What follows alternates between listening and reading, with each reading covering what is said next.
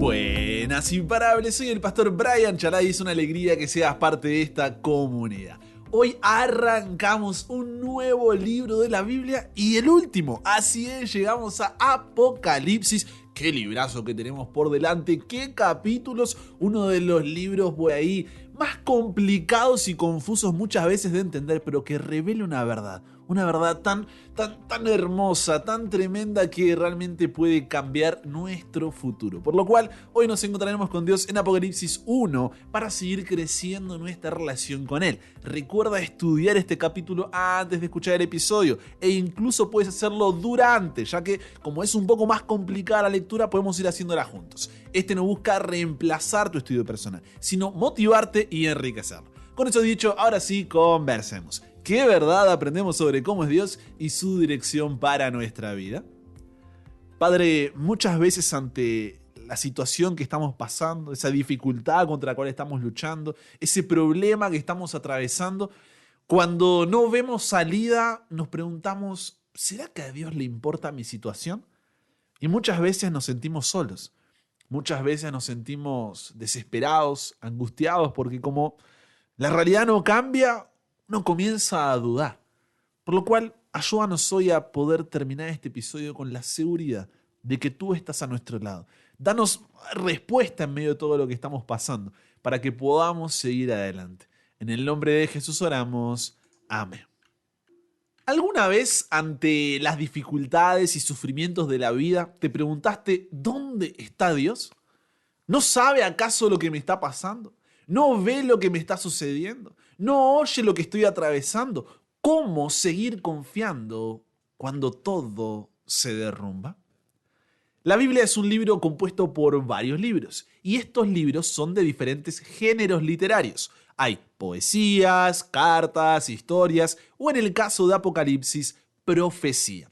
Y dentro del género de profecía hay lo que podemos llamar subgéneros, que son la profecía clásica y la profecía apocalíptica. ¿Cuáles son las tres diferencias básicas entre estos dos subgéneros de la profecía? En la profecía clásica había en su mayoría un "así dice Jehová", acompañado de alguna advertencia, amonestación o promesa, mientras que la apocalíptica tenía más sueños y visiones. En la clásica, los símbolos utilizados suelen ser de la vida real, mientras que en la apocalíptica son cosas que van más allá de la realidad. Y por último, la clásica podía ser condicional, o sea, depende de que pase esto, va a pasar aquello. Mientras que la apocalíptica es incondicional, es decir, no depende de algo para cumplirse. Pero quiero comenzar preguntándote, cuando escuchas la palabra apocalipsis, ¿cuál de estas dos crees que se adecúa más a este libro que vamos a leer? Claramente, la profecía apocalíptica. Y quiero preguntarte, ¿cuáles son los primeros pensamientos que te vienen a la cabeza? ¿Con qué asocias la palabra apocalipsis? Más allá del género, ¿no? ¿Qué sentimientos produce en ti el libro de Apocalipsis? ¿Cuál fue tu experiencia leyendo Apocalipsis? ¿Qué te surgió a partir de esa lectura? ¿Nunca lo leíste? ¿Cuál es tu historia con este libro? Porque existe la sensación de que nuestro mundo se está dirigiendo hacia una crisis inminente y que el último libro de la Biblia toca eventos que están a punto de desarrollarse en la Tierra. Pero, al mismo tiempo, para muchas personas, y tal vez te sientas identificado con esto, Apocalipsis es tan confuso, qué símbolos, qué palabras extrañas, ni siquiera deberíamos tratar de entenderlo, piensan muchos. Sugieren que lo mejor que podemos hacer es centrarnos solamente en los evangelios, donde está la historia de Jesús y listo. ¿Tú concuerdas con esta propuesta? ¿Por qué sí y por qué no? Yo te voy a decir que no concuerdo. ¿Sabes por qué? Porque ¿sabes lo que significa la palabra apocalipsis? Apocalipsis viene de la palabra griega apokalupsis, que literalmente significa quitar el velo. En otras palabras, apocalipsis es algo que es revelado. Todo lo contrario a oculto o secreto, como muchas veces se ha intentado definir este libro. El objetivo de la lectura de Apocalipsis es quitarnos el velo de nuestros ojos para que podamos ver claramente.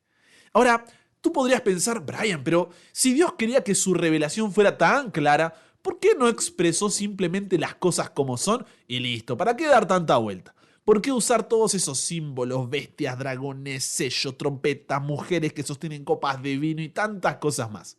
Si se supone que estos símbolos representan algo, ¿por qué no usó palabras claras y sencillas y listo? Es una muy buena pregunta. Y si bien podríamos mencionar varias razones, te daré dos para responder esta pregunta. La primera razón es que la Biblia desde el principio, en Génesis capítulo 1, 2 y 3, nos cuenta el comienzo de una guerra entre el bien y el mal en esta tierra, como continuación de la que ya había comenzado en el cielo. Esta narrativa de la guerra espiritual atraviesa cada una de las páginas de la Biblia. Entonces, no puede terminar la Biblia de otra forma que contándonos el final de esta guerra que se fue desarrollando durante todos y cada uno de los libros. Por lo que el Apocalipsis es el desenlace, los últimos capítulos de la historia de esta guerra espiritual. Te pregunto, cuando las naciones están en guerra, ¿comparten sus planes abiertamente con el enemigo? No, ¿cierto? Lo mismo pasa aquí. El libro de Apocalipsis identifica a los actores religiosos y políticos clave de la guerra entre el bien y el mal a lo largo de las edades y en el tiempo del fin antes de la segunda venida de Jesús. Los poderes que expone Apocalipsis podrían haber intentado cambiar o eliminar partes del libro que los identificaba tan claramente. Por lo cual, un Dios que todo lo conoce, protegió su palabra al escribir en un lenguaje simbólico. Recuerda que también Jesús usó una estrategia similar en el siglo I, cuando usaba parábolas que los líderes religiosos que buscaban destruirlo no entendían y luego explicaba su significado a sus discípulos. Esa sería la primera razón. La segunda razón es que los símbolos y las imágenes vívidas se fijan en nuestra memoria. Probablemente hayas escuchado el dicho, una imagen vale más que 1000 palabras. Dios usó símbolos como descripciones gráficas para relatar el surgimiento y la caída de las naciones y los poderes como una forma poderosa de transmitir su mensaje de manera clara y breve. Pero también nos ha dado explicaciones para permitirnos entender estos símbolos y saber lo que representan. Algunos de ellos se explican en el mismo libro de Apocalipsis, otros se explican en otros libros de la Biblia y otros siguiendo la línea de tiempo que el libro de Apocalipsis construye y comparándola con la historia. No buscando hacer que la historia encaje en las palabras de Apocalipsis, sino viendo hacia qué puntos de la historia nos apunta Apocalipsis. ¿Vamos bien hasta aquí? Perfecto. Ahora, si Apocalipsis es una revelación, dijimos, la pregunta es, ¿qué es lo que el autor quiere revelar? ¿Qué es lo que quiere que veamos? Apocalipsis capítulo 1, versículo 1 dice, la revelación de Jesucristo, que Dios le dio para manifestar a sus siervos las cosas que deben suceder pronto. Es importante que mientras leemos no nos dejemos llevar por el simbolismo del libro y perdamos de vista lo más importante, Jesús. Su objetivo es revelarnos a Jesús y eso debemos entender capítulo a capítulo, profecía a profecía y específicamente los últimos días de nuestra existencia en esta tierra y su regreso. Cuando Juan comienza a escribir la revelación que Jesús le está dando, Apocalipsis capítulo 1, versículo 4, dice que la dirige a las 7 iglesias que están en Asia, que son Éfeso, Esmirna, Pérgamo, Tiatira, Sardis, Filadelfia y la Odisea. En los capítulos 2 y 3 descubriremos mensajes específicos de Jesús a cada una de estas iglesias y qué simboliza.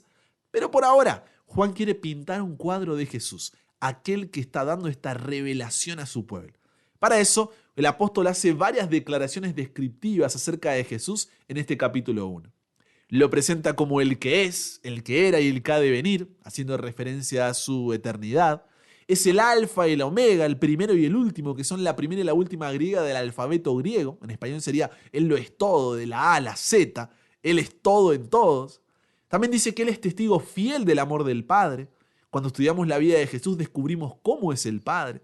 Jesús también sabe todo acerca de nosotros. Él conoce nuestras alegrías y nuestras tristezas. Entiende por lo que estamos pasando. Dice que es el primogénito de los muertos porque murió, pero la tumba no pudo retenerlo. Él es el Redentor resucitado. Debido a que es el primogénito de entre los muertos, no debemos temer a la muerte. En Él tenemos victoria.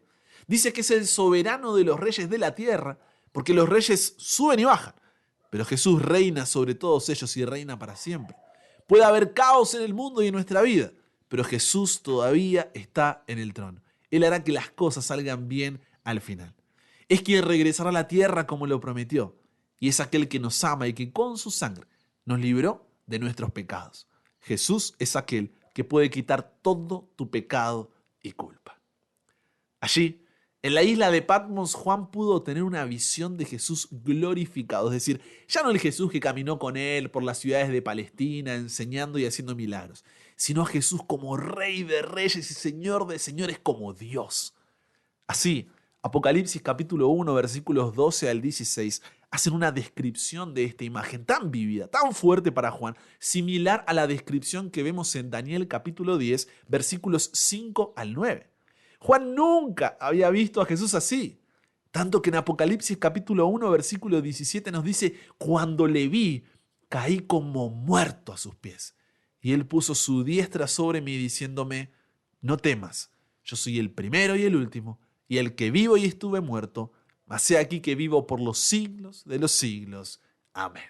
¡Oh! ¿Te imaginas lo que habrán sido esas palabras para Juan? Y cómo esto era un abrazo de parte de Dios diciéndole, no pierdas la fe, todo valdrá la pena al final. ¿En qué contexto Juan escribe esta carta de Apocalipsis? Juan le escribe a una iglesia sometida a persecución hasta la muerte por ser considerada enemigo de Roma, para que esta iglesia encuentre fortaleza, consuelo y esperanza en la seguridad de que, como dice Apocalipsis capítulo 1 versículo 7, Jesús viene con las nubes y todo ojo le verá, y los que le traspasaron y todos los linajes de la tierra harán lamentación por él. ¿Cómo Dios transmitió estas verdades? Apocalipsis capítulo 1 versículo 1 dice que la declaró mediante su ángel a su siervo Juan. Y Juan testifica de todo lo que vio, de la palabra de Dios y del testimonio de Jesús. Juan, el hijo de Zebedeo, el hijo del trueno, hermano de Santiago, uno de los 12, el discípulo amado e inspirado por Dios, escribe este libro en sus últimos días desde la isla de Patmos, una pequeña isla en el mar Egeo, entre las costas de Turquía y Grecia, que en la época de Juan era una colonia penal romana rocosa y estéril, donde se exiliaba a los prisioneros. En este caso, Juan estaba allí por causa de la predicación del Evangelio. Allí recibió visiones y escribió lo que vio y lo que Dios lo inspiró a escribir. Por lo cual, reflexiona sobre esto. A veces, es en medio de las mayores pruebas, como la que estaba enfrentando Juan, las mayores pruebas de nuestra vida, cuando Dios nos habla con mayor claridad. Cuando nos sentimos solos y desanimados, Jesús nos visita como lo hizo con Juan y nos llena de su presencia. Apocalipsis nos muestra a un Jesús que interviene. Un Jesús que no se limita a sentarse de brazos cruzados en el trono del cielo, sino que interviene en los asuntos de la vida aquí en la tierra. Él nos ministra en medio del trauma, la angustia, las desilusiones que enfrentamos. Cuando Jesús descendió para hablar con su amado discípulo, iluminó con su gloria la rocosa y árida Patmos. No hay lugar en el que podamos encontrarnos que esté más allá del alcance de Dios. Él te encontrará donde quiera que estés.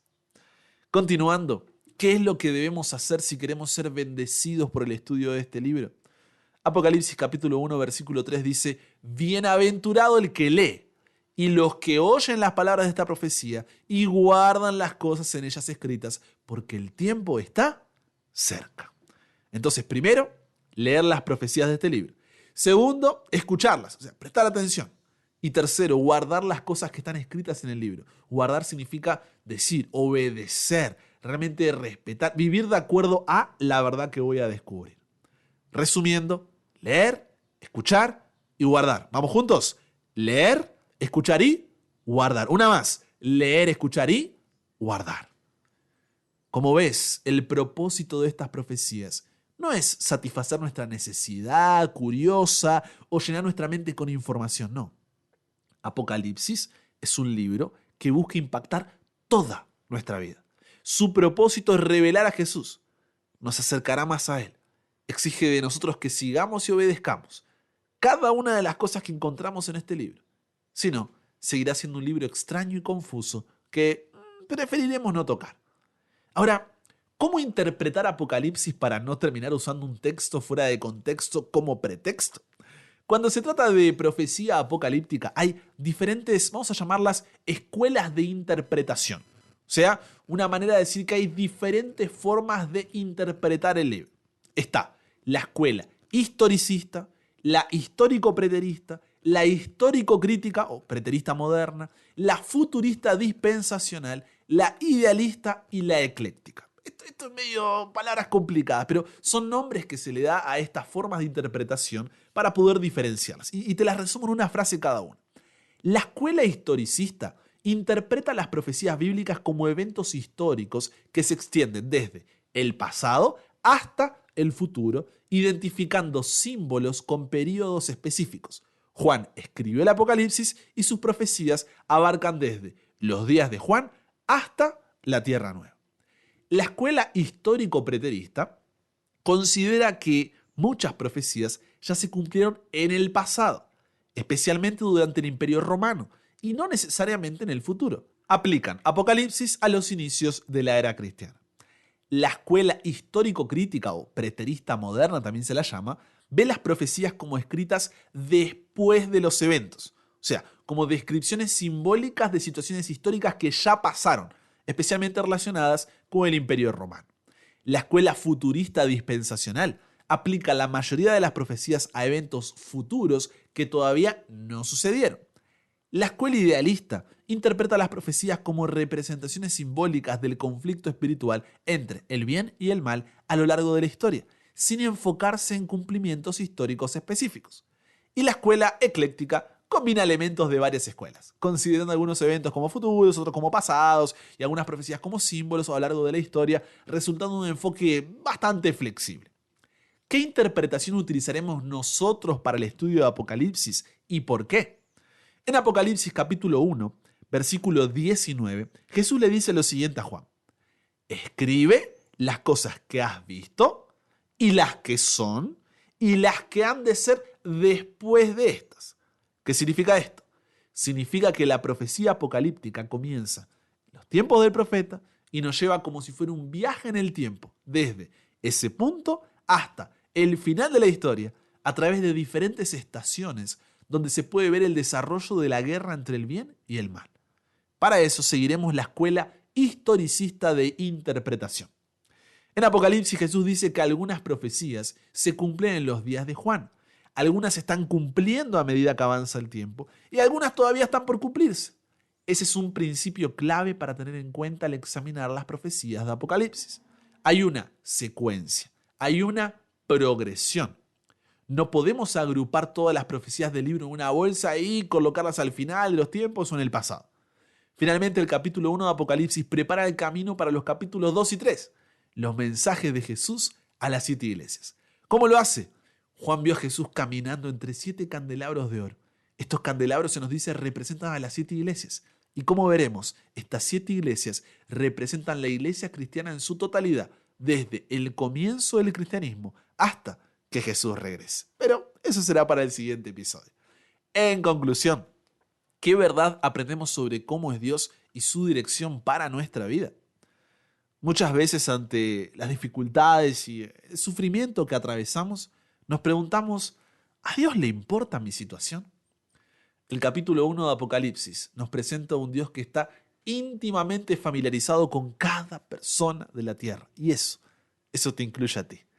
Es un Dios personal, al que le importa lo que tú y yo estamos atravesando. Está cerca de su iglesia, de su pueblo fiel. Él nos sostiene firmemente en sus manos y nada ni nadie puede arrebatarnos de su mano protectora. Así como pregunta Romanos 8:35, ¿quién nos separará del amor de Cristo?